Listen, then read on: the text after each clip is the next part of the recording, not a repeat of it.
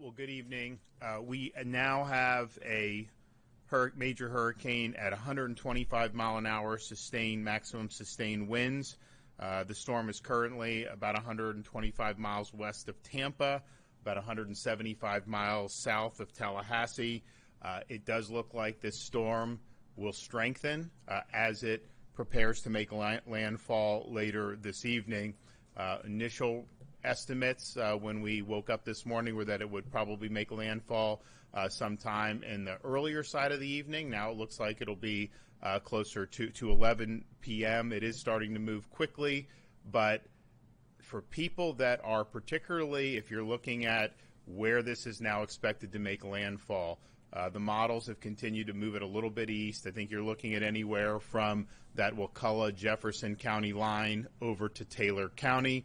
Most of the data we have does have a Taylor County landfall, but all those areas there along the Big Bend coast and in areas that are low-lying, that are susceptible to potentially major storm surge, you're under an evacuation order. Some people have.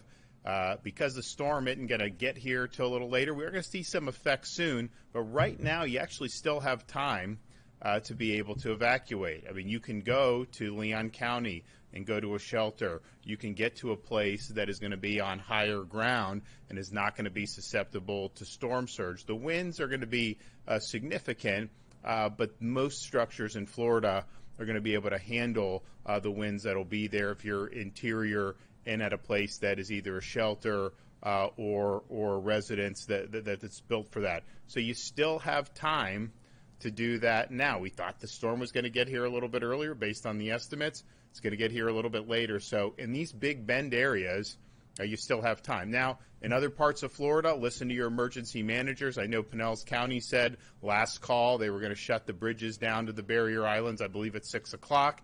So people have either heeded that or not. The bridges in the Tampa Bay area, Gandy is about to close. Howard Franklin, Courtney Campbell have been closed. And, of course, Sunshine Skyway had been closed earlier. So the time in that part of the state is coming to an end. But if you're here in North Florida, if you're in one of those areas, you see the potential for the storm surge, you still have time to do it. So we would encourage you to heed those evacuation orders as appropriate in your local area. You're going to lose power, so you still have time. If you have power, make sure your phones are charged. Make sure you have what you need to be able to get through a period of time where you're going to have an interruption in power. If you're sheltering in place in one of those evacuation zones, make sure you let people know that you're doing that, whether it's a friend, a family member. I know some of the counties say you can check in with them and give them that information if you're comfortable doing that. But please do that if you've decided to hunker down. Once we start to get the real nasty conditions, don't at that point go on the roadways. That is very hazardous. That does produce fatalities when people do that in the middle of the storm. If you are sheltering at home, be cognizant of what trees are around you. You have 125 mile an hour maximum sustained right now. Probably is going to be higher. Whether it hits as a Category 4 or Category 3, it's going to be a significant storm. And even as it moves inland throughout northern Florida, you are going to see trees that are going to be falling down. That's just the reality of what we're doing, of what we're seeing here. And if you hear the tree limbs snapping around you, sometimes it almost sounds like fireworks are going off. Treat that as a tornado. Shelter in a part of the home that would be where you'd have protection from that. And this is the type of thing where, especially as that eye wall moves through, you're going to have some serious storms. And there also may be tornadoes that will be spun off from this as well, and that could be producing some of these reactions. If you have really severe weather, and then all of a sudden it gets very calm, that probably means you're in the eye of the storm. So don't go out into that. That eye wall will collapse quickly and unexpectedly, and you will get very bad weather very quickly as well. There's going to be power lines that are going to be down. Be careful about that, particularly in the streets, particularly near your residence. Do not mess with down power lines. Those can be very, very hazardous. The storm is going to hit Florida's Big Bend region sometime this evening, likely around 11 o'clock. It's going to be dark. Don't go out as soon as that storm passes if it's still dark and try to do work around your house or worry about things. Let it get light. There's going to be hazards there. It's just not something you want to be navigating in the dark. When we get into tomorrow, you may have some things on your roof. Just be careful with using ladders. There's going to be groups that are going to be helping people fix their homes in the appropriate areas. So if you're somebody that you may have some physical limitations, don't put your health at risk for that.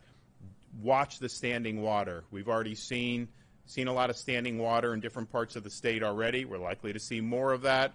You never know what's in the standing water. When you have streets that are flooded, don't try to drive through the flooded streets.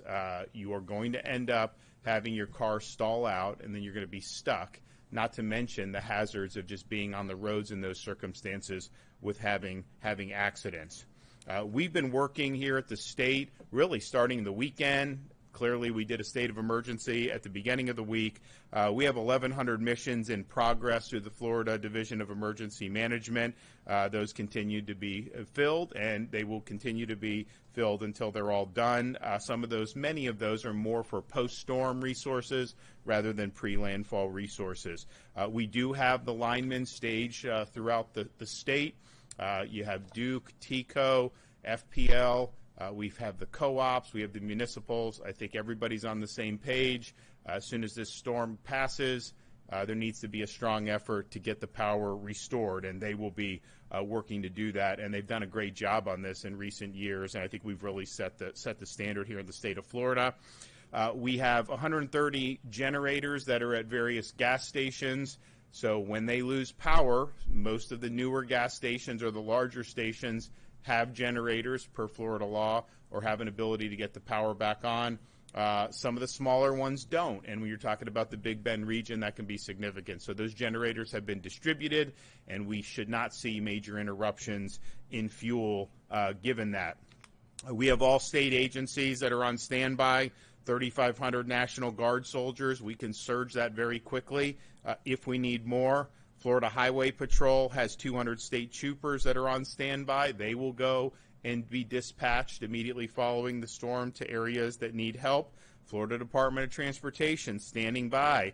307 cut and toss crews to get the roads cleared, 120 bridge inspectors to get the bridges back open, almost 700 generators, big 200-plus pieces of large equipment, and then the large pumps, which they have used not just in hurricanes, but in some of the rainstorms we've had where you've seen flooding in recent months. FDOT has used that, and it's been very effective. We have done a fuel mission, even though we've sent the generators to the stations. We haven't necessarily seen fuel shortage, but you do have ports that are closed.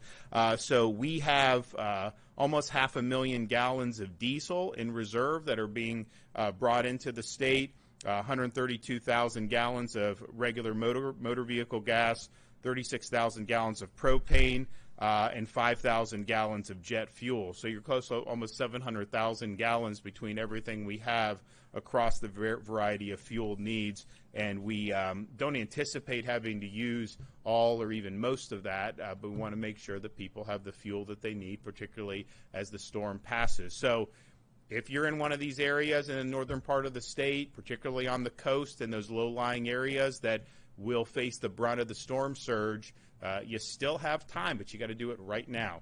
Every minute that goes by, you're going to start to see conditions worsen. You know, I was out, you look this afternoon in Tallahassee, wasn't that bad. It's going to get a lot worse in northern Florida as that storm gets closer. So I want to thank everybody that's been involved in the prep. We've got the assets that are there. People just need to make sure they're making decisions that have themselves and their families' safety in mind. We can't control how strong this hurricane's going to get. We can't control the track of the hurricane. But what you can control is what you can do to put yourself in the best chance to be able to ride this out in a way that's going to be safe. So with that, I'll turn it over to Kevin Guthrie. Thank you, Governor, again for your unwavering support and commitment to the safety and well-being of Floridians. We really appreciate it. As the Governor said, we continue to work on more than 1,100 missions, and we continue to fill those. Again, as he said, most of them at this point are going to be post-impact resources that are ready to move into the area immediately. Life-threatening storm surge is expected along Florida's West Gulf Coast and Big Bend. Floodwaters are hard to navigate during the day, but even harder to see at night. At this point, it is the last hours to safely evacuate ahead of Hurricane Helene from the Gulf Coast and Big Bend. If you have not already left, you're probably going to need to start looking at sheltering in place. Stay inside, stay safe, stay put. Do not attempt to leave your home or drive during the storm. The governor has mentioned this. It's going to be dark outside. When it starts to make landfall, the street lights, the minimal street lights that we do have in the Big Bend area are going to go out. It is going to be very dark. So please do not drive. Do not go out. Wait to daylight, and then only drive if you need to. As you heard the governor say, if you hear the tree snapping, it's probably treat it like a tornado. You're in imminent danger of potentially a tree falling on your house, so please make sure you're moving away from the windows and doors and getting to a central point of your home. Protect yourself from the flying debris. Put heavy coats, pillows, blankets, any type of material that you can put there on top of yourself. Make sure you're doing that. That'll help for lacerations again, just do the best you can with what you have right there in your home. Stay put until the storm passes. The governor's already talked about if literally like a light switch. If you've got really, really severe weather and all of a sudden it is completely like nothing ever happened, you're 99% sure you're in the eye wall of the hurricane. So do not go outside. Make sure you stay put. We are anticipating the power outages with the storm. Take time now while you actually have power to top off all of your battery chargers. Make sure you just leave them completely plugged in, ready to go. Until that power goes out so you get maximum use out of it. Backup generators are going to start becoming more and more of an issue. So please, we have done a really good job of reducing the number of carbon monoxide poisoning fatalities after storms. We want to have zero in this disaster, so keep those generators 20 feet away from outside your home from any open doors or windows. Make sure you let it cool down for 20 minutes before you refuel it. And when you can safely do so and get back to an open store, go ahead and spend $20 and get yourself a carbon monoxide monitor in your home. After the storm has passed your area, it is critical that you listen to local authorities for guidance on when it is safe to go outside and return home. Do not venture out. Hazardous materials, debris, and flooding could still be present along with down power lines. If you see dangerous conditions, please call 911 and report them to your local authorities. Residents needing resources after Hurricane Helene can call our State Assistance Information Line at 1-800-342-3557. That's 1-800-342-3557. We again have individuals speaking English, Spanish, and Haitian Creole available to answer any and all of your questions. Please be sure that you follow the agency on X and Instagram at FLSERT, that's at Florida CERT, and on Facebook at FDEM as we continue to share important, up-to-date, real-time information. And again, Governor, thank you so much for your leadership and your support. Sharon? All right. Thank you, Governor, for your leadership, and good evening. We've continued very close coordination with Florida Highway Patrol, with Kevin at the Division of Emergency Management, and General Haas at National Guard. As you heard from the Governor, we are very prepared for this storm. We have our people, our assets, our equipment staged all within a reasonable distance from the impact area. We're going to be ready to go to work as soon as this storm passes through with boots on the ground. We have shut down all of our construction projects across the state, and all of our contractors also stand ready to support and recover from the impacts of Hurricane Helene. We're beginning to see a lot of local road closures from storm surge and localized flooding. Please remember you can always check fl511.com for road closure and traffic information. It is going to be your most up-to-date place to get traffic information. As the storm approaches the state, bridges have begun closing as winds increase. You heard the governor mention Sunshine Skyway is closed, the Howard Franklin Bridge, the Courtney Campbell Causeway, and also Gandy Causeway is closing within the hour. Please, if you see water on top of the road or lapping over bridges, please do not drive through it. It can be very dangerous. We have 120 bridge inspectors ready to go as soon as the storm passes through to inspect bridges and make sure they're safe for travel. We're closely monitoring the major east-west roadways within the storm's path for Hurricane Helene. That's going to be I-10, US 98, and US 19. We're working directly with local utility companies to have a direct line of communication to expedite our cut and toss efforts. A lot of times when storms like this come through, you can have oak trees wrapped in power lines. It takes very close coordination with utilities, and we're ready to do that.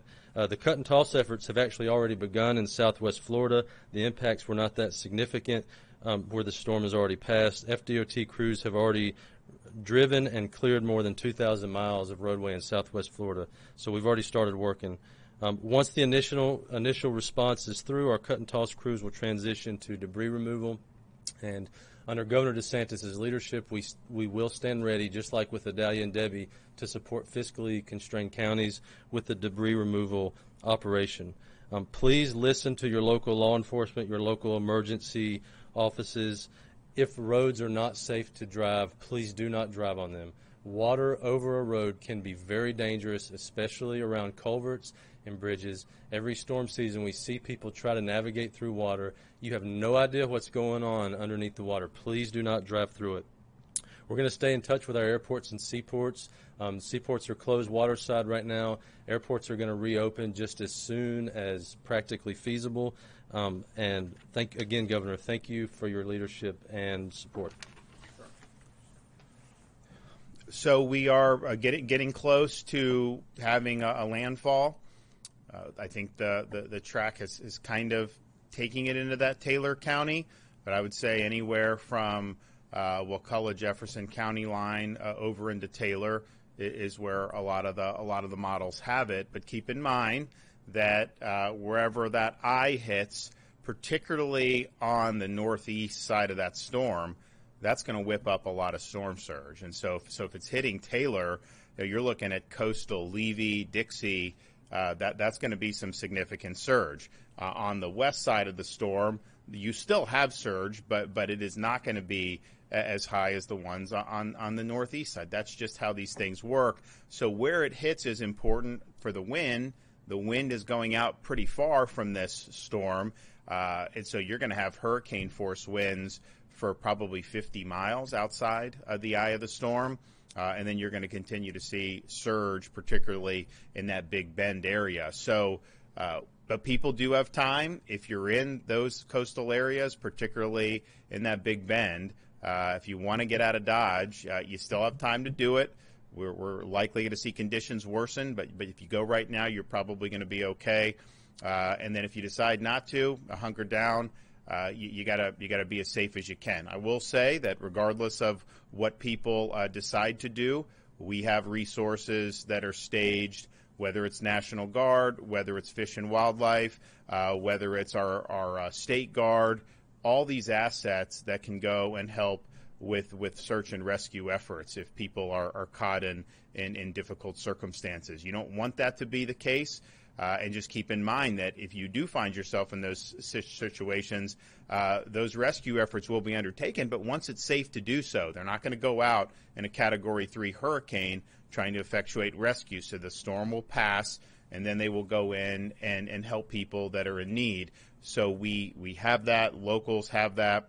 And you'll see those resources be put to bear if needed, but it will likely not happen until that storm passes. So just keep that in mind. If you stay behind and then you call in the middle of the storm, I think in pretty much all instances they're going to say we're going to have to wait. So be smart over these next few hours. With that, yes.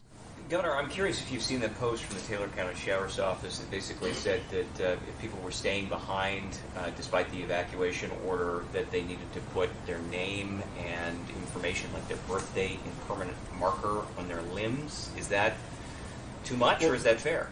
Well, I think people still have time to effectuate an evacuation in some of those areas. I mean, particularly you look at Taylor County. You look at that eye is kind of is heading in that direction potentially. It's a very real possibility that this storm will make landfall in Taylor County. So you're looking at those, particularly on the coast there. You're going to look at seeing some pretty significant storm surge. And if the storm surge is, I think they've said a maximum could be 20 feet. I don't think we've ever had 20 feet recently. I know Ian, I think, got to about 18 feet. But even if it's 10 feet, that is really significant, and that will have really serious consequences. And so people still have time to kind of make those judgments. I mean, obviously our state policy is not saying people have to use marker to do whatever, but you do have time to do. If you do hunker down, I don't think you're going to have the local sheriff's department. I don't think you're going to see state resources brought to bear for the rescue until it's safe to do so. And, we've had examples in storms where people were caught in very difficult circumstances. But basically, I think when you call 911 or you call the sheriff's department, they're going to say, okay, give me your name. Where are you at? As soon as it's safe to go, we'll send people. But they are going to wait for it to be safe to go. With this being a night landfall, how are you guys going to implement those resources right away? You guys are telling people to wait until daylight to go out and survey the damage, repair your property. What's the state doing, especially with people their resources right behind the storm? Well, I think Kevin can jump in on this, but I'll just say, if you call 911 or you call for help, they're going to go. I mean, if it's nighttime, they're going to go and they're going to try to rescue. It's more a question of when the storm passes. These folks, they can operate in the night, but I would say cut and toss, most of those things are just going to require daylight. Power restoration, the crews will likely start getting there first thing in the morning. I know you have FPLs, got a lot of them staged in Bay County. So you may see them coming over to the Taylors and to some of these counties for restoration. But it isn't going to happen at 2 in the morning. And, Cody, just a little bit more on the tactical discussion of that, to the point where the governor says we have resources in Bay County. We have a whole lot of resources in the Ocala footprint right now, and even down at the Orange County Convention Center. That's where a lot of our urban search and rescue assets are staging. So tactically, how that's going to work is as they start moving into this area, including the FPL resources staged in Waimuma and Leesburg area, all of that will start to move with the assistance of the Florida Highway Patrol and the Florida Fish and Wildlife Commission, the DACS cut and toss crews. They will all work collectively as a team to work into the area. We have some of those staged in area right now. For instance, the Florida National Guard Red Horse unit is staged just right up the road at the Armory here in Tallahassee. So again, it's more of like a hub and spoke system where you have necessary resources in strengthened, hardened buildings, and then they'll start working themselves outward from there as teams of state agencies to successfully get to where we need to be. Do these teams have the opportunity to work at night? 100%. Is it safe to do so? Absolutely not. If they can, and within safety protocols, they will work the best that they can. But I really think with this thing making landfall at 11 o'clock tonight, we're really not going to get a cessation of winds to actually get out there until probably about the time the sun comes up. So I think actually in this case, it's actually going to work out to where we're going to get a full day of sunlight for all of our emergency responders to get out there and do really, really good, solid work. And we pride ourselves on being fast. We will have those commodities moving into these areas within probably 12 to 24 hours. Yeah, and I think the timing is, from an operational perspective, you're going to be able to maximize the response. If the storm hits at 11, you're going to have serious winds probably for several hours after that.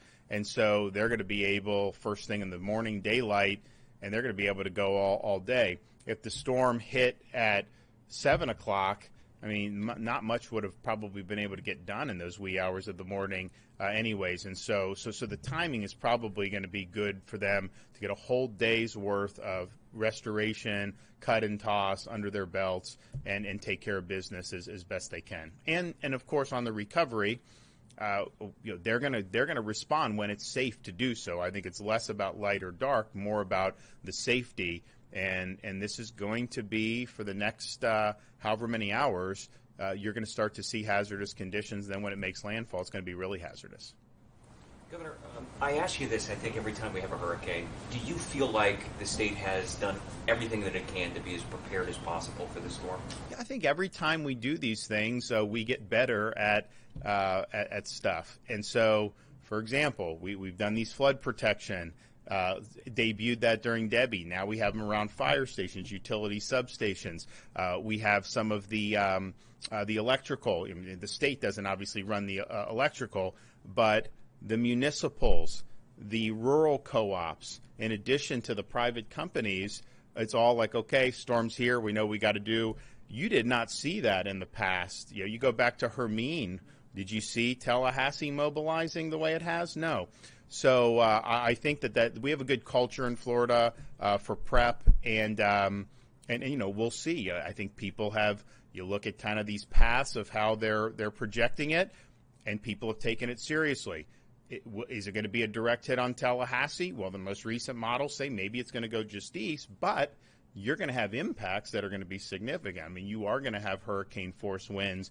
If it hits in Taylor County, you're still going to have hurricane force winds in Leon County. I mean, that's just the reality. So I think people have done a good job. I think that they've taken it seriously, certainly on a preparation from power to logistics and then the local governments. And so we'll hope for the best over the next 6 or so hours in terms of minimal amount of damage, but there is going to be damage and there's going to be a response, and I think we'll all be on top of it. All right, thank you.